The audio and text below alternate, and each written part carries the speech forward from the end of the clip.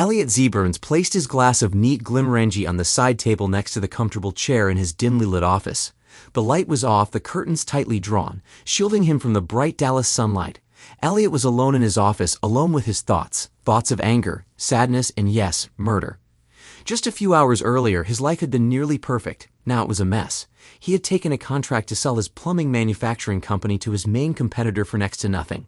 He considered signing it, but that would mean leaving his comfortable chair and moving to his desk to ensure a good signature.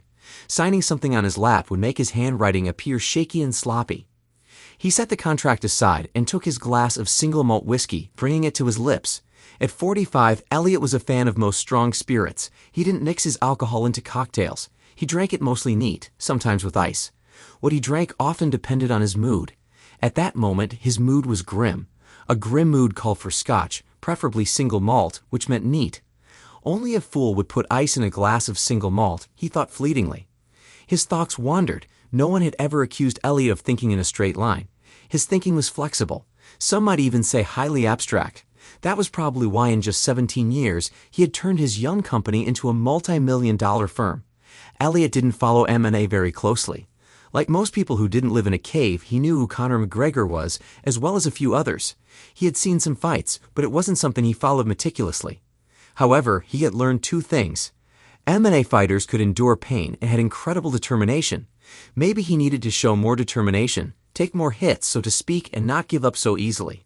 He took another sip of scotch, then set his glass down again. He picked up the contract, growled softly, then threw it onto his desk. Let the game begin, he thought to himself. Becky, he called to his assistant, whose desk was outside his office. Get me that swindler, Lester Wilkins. It had been several hours since Elliot's world had collapsed around him, at least for the time being. Elliot felt uncomfortable sitting in the chair opposite his main rival, Dan Baranski, the president of Flowtech International. Flowtech was the biggest competitor of Elliot's company, C. Burns Manufacturing Incorporated, in the Dallas-Fort Worth area for plumbing supplies. C. Burns was about 3 times larger than Flowtech, which Baranski had founded roughly a year after Elliot started his company. C. Burns and Flowtech, among other things, always seemed to be engaged in an epic battle for government contracts. C. Burns got the lion's share of the contracts, just as Elliot seemed to always get the lion's share of victories when the competitors were still in the same high school and college. Elliot was wary of this meeting, especially on his enemy's turf, but Dan Burr, to those who knew him well, insisted that Elliot would want to have this meeting away from prying eyes. This was the first time Burr had used this tactic, so Elliot decided he needed to find out what was going on this time. He told Becky where he was going and instructed her to call the police if he didn't return by noon. It was just past 9 a.m. when Burr laid the contract on the table in front of Elliot.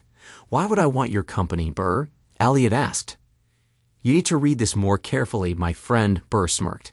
"I don't want you to buy my company. I'm buying yours." Elliot studied the contract for about 5 minutes. The more he read, the angrier he became.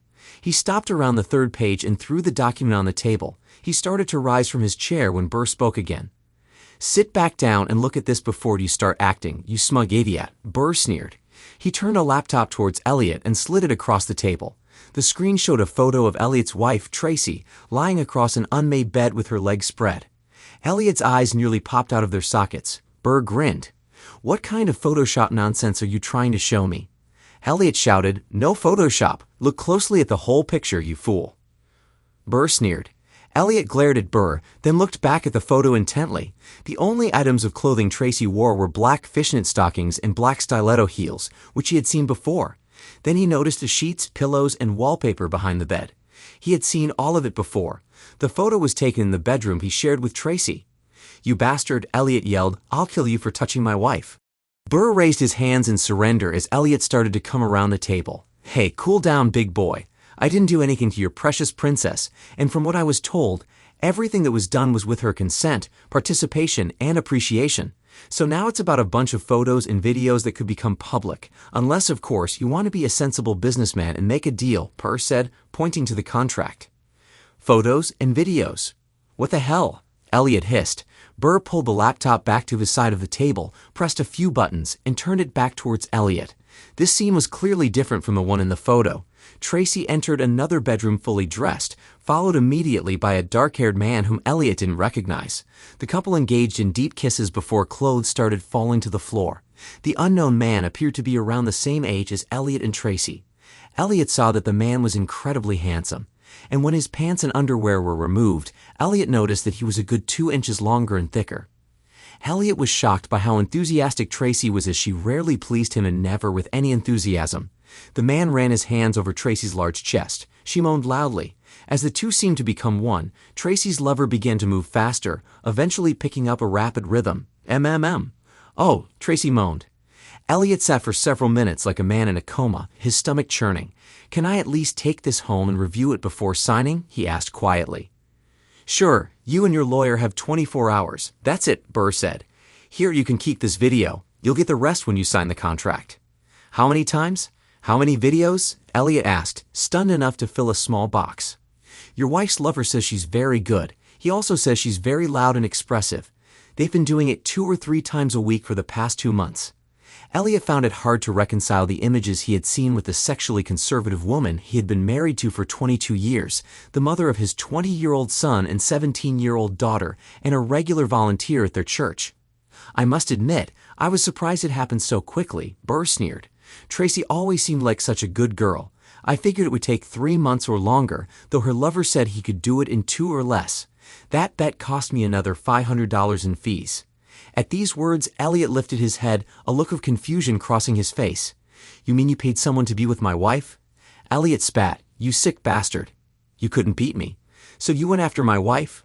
What the hell is wrong with you? Elliot started to rise from his chair. Burr didn't move, sitting in his chair and grinning like a cat that ate the canary. Try it and everything goes public, he said. Elliot stopped moving and stood still.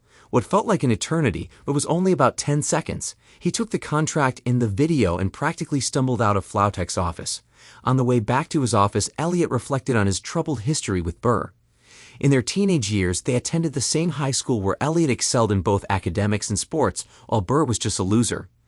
Elliot was the class valedictorian, star quarterback, and a standout on the baseball team. Burr played as a wide receiver on the football team and was a bench warmer in baseball. In fact, their high school football team made it to the Texas State Finals in their class, but lost when Burr dropped a perfect pass from Elliot in the opponent's end zone in the final seconds of the game. Elliot took the loss hard, but still tried to console Burr after the game.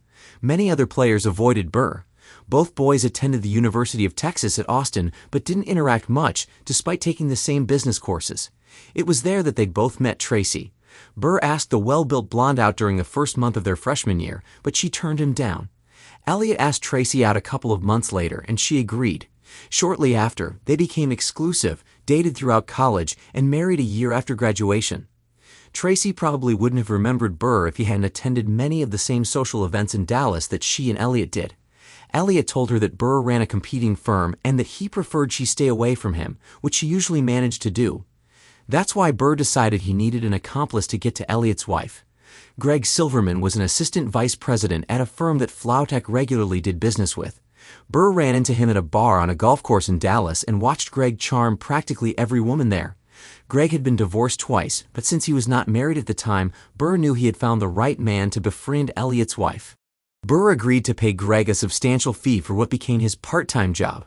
Greg began his approach by showing up at the church the Zebras attended and quickly volunteered for one of the committees Tracy worked on. They became friends, and Tracy didn't think twice when Greg soon started meeting her for coffee and lunches. As a stay-at-home mom, Tracy considered herself a faithful wife who simply enjoyed the company of a male friend. Madly in love with who he considered his best friend, Elliot never questioned where Tracy was going and with whom. She never told her husband about her coffee and lunches with Greg, and when she started going out to dinner with him, she told her husband she was with friends. She knew she was being reckless with her explanations to her husband, although she believed she was technically playing by the rules. After their second dinner date, the couple returned to Greg's apartment.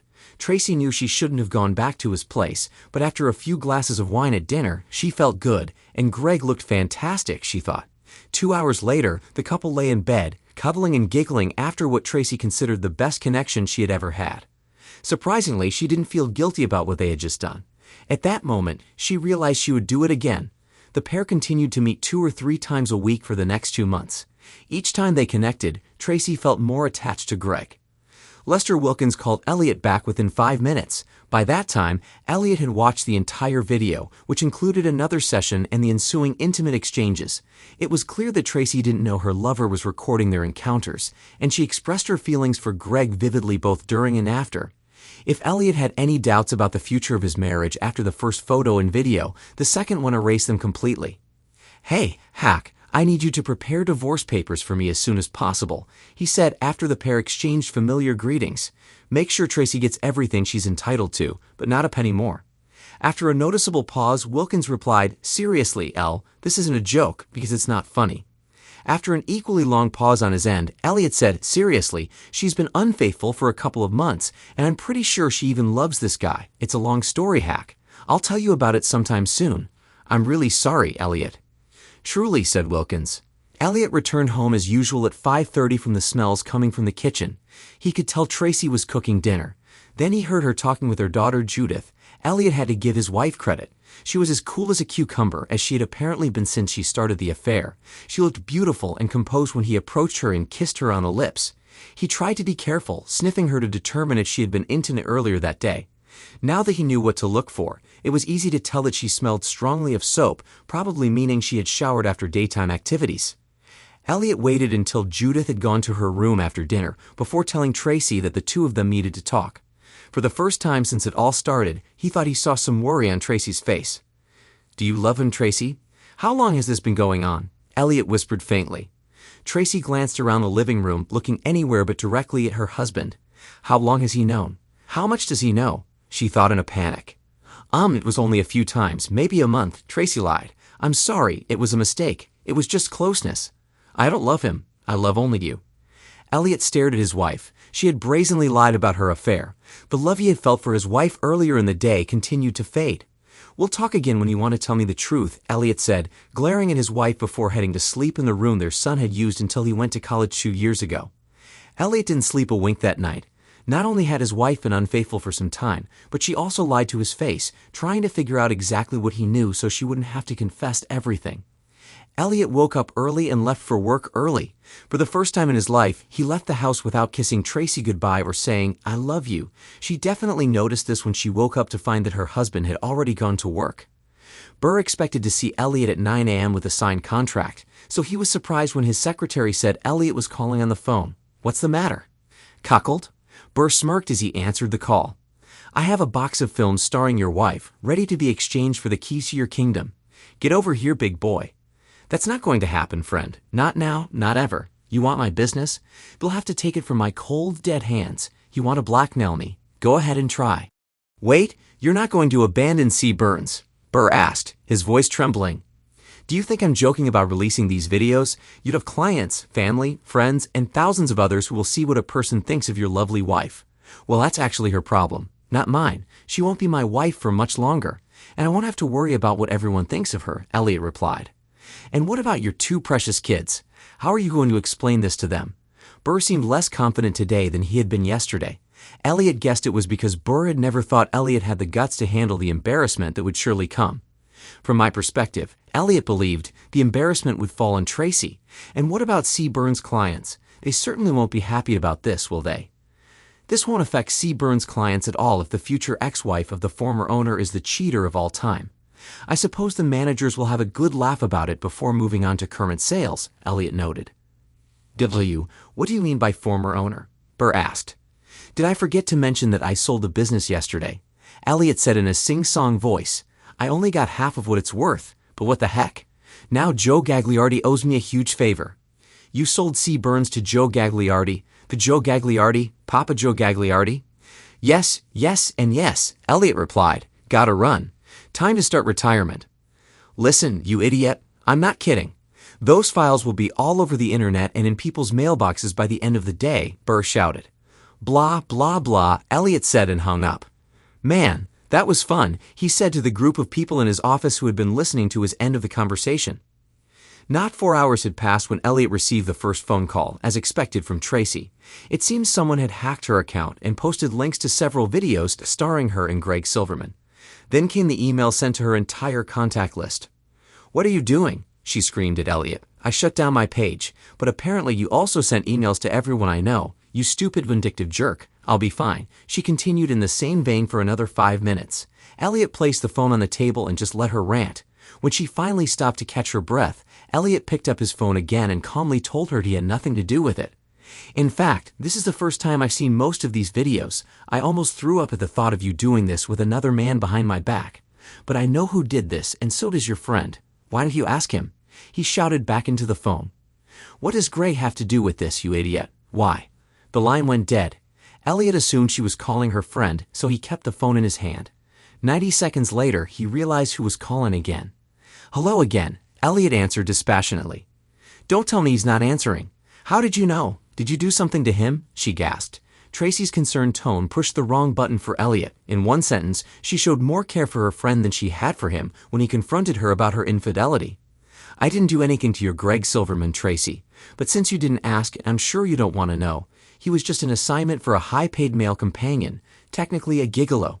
He was hired by Dan Baranski to befriend you and record it on video. Also, he could blackmail me into selling my company to him at a steep discount. He threatened to release these videos if I didn't go along with his plan. That person was so sure I would trade my company for your reputation. He didn't realize that once you turn into a cheater, you didn't have a reputation worth caring about, at least not to me. Anyway, I assume he was so upset that I sold the company to Papa Joe Gagliardi that he released all your greatest moments. You sold C. Burns, Tracy said in a trembling voice, and because you sold your company, Dan Baranski released those videos. You could have stopped it, but you didn't. Elliot heard Tracy begin to sob. Why would I stop it? It's clear to me that you no longer respect or love me. I loved you with everything I had for 22 years, and this is how you repaid my love. So why should I care who knows you're unfaithful? But the kids, my parents, practically everyone we know. Your problem, Elliot, Tracy interrupted, will be divorced in a few months. What if I don't want a divorce? She shot back. I've seen several videos, Tracy. You're completely in love with him. If he hadn't just made you look like the biggest fool this side of the Rockies, you'd run to him in a heartbeat. I don't know why, but you left me. I think my only question to you is why. Was it something I did or didn't do? There was silence between sobs. Truthfully, Tracy realized that she hadn't really thought through her actions before. She admitted to herself that when it came to Greg, she had been thinking with another part of her body, not her brain. I think he was so clever that I never realized he was targeting me. He was so friendly, so nice, so handsome. I guess I developed feelings for him even before we connected. Then once we did, fine, I've seen and heard that part. He has a big magic tool, and he knows how to use it. I heard you tell him that you'd never be satisfied with my help again. Don't fight the divorce, Tracy. I'll show you more respect than you showed me. Maybe you'll get lucky and your friend likes you for more than just a paycheck. Either way, you'll have more than enough money to live on, though maybe not quite the lifestyle you're used to. Tracy's sobs turned into wailing. After listening for about 5 more seconds, Elliot ended the conversation. Elliot hadn't even started getting back to work when his phone rang again. He guessed it was the right time to deal with his daughter. Oh, Dad, I just can't believe Mom did this. I think everyone at school has seen at least one of those videos. I'll never be able to show my face at school again, his daughter cried over the phone. What are we going to do? Well, I'm going to divorce her as soon as possible. As for you, I think that's entirely up to you. The fact that she's an internet adult star may be embarrassing at first, but eventually you'll just have to come to terms with it because there's nothing you can do about it. I don't know if she plans to continue, especially since her friend was a paid companion. I have no idea if they'll keep it up now that he's no longer being paid. Wait, you mean he was some kind of male escort? That's disgusting, she said. Yep, that showed you what she thinks of me, huh? Said Elliot. Can I live with you until I go to college next year, Dad? Of course you can, sweetheart. The next phone call Elliot received was from his son. When's the divorce, Dad? He asked. The papers are already filed. Now it's up to the lawyers, buddy. That's all I needed to know, Dad. Call me when you want to talk. Thanks. Talk to you later, said Elliot. Elliot, Tracy, and their lawyers met 2 weeks later. Elliot noticed that his wife looked exhausted. Considering some phone calls he had made during that time, he could imagine how badly Tracy was taking it. The phone call from her parents, he knew, was probably the worst. Tracy's parents and Elliot had always been incredibly close, and their call to him was filled with many tears and apologies from both of them. We're so sorry, Elle. We thought we raised her better than this, her father said at one point in the conversation. We thought we raised her better. Can I ask you one question, Elliot? Her father said. Is it true that you didn't even consider trading your company for the videos and photos of Tracy? Absolutely right, Jack, said Elliot. If you watched any of those videos, you know I would never trade my company for someone who was in love with another person. I miss you, Elliot, Tracy said at the meeting with the lawyers.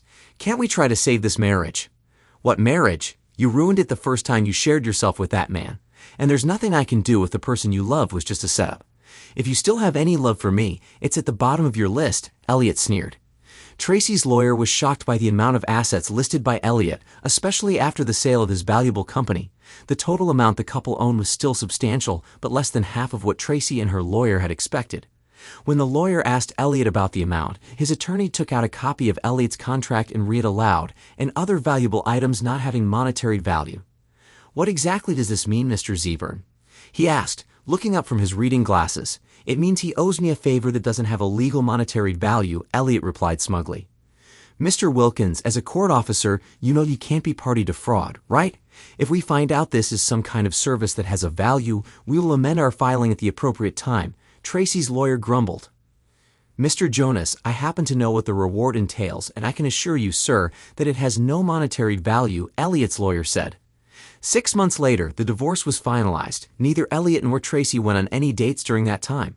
Truthfully, Tracy rarely left the house because, after the videos and photos were seen by many of her relatives and friends, she became somewhat of an outcast. Meanwhile, Elliot's family and friends rallied around him.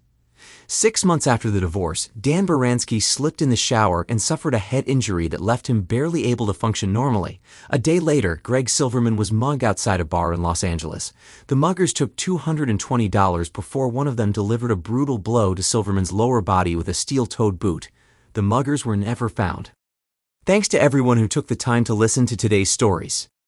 If you enjoyed it, please consider liking and subscribing if you haven't already. Feel free to share your thoughts on the events in the comments below. Take care.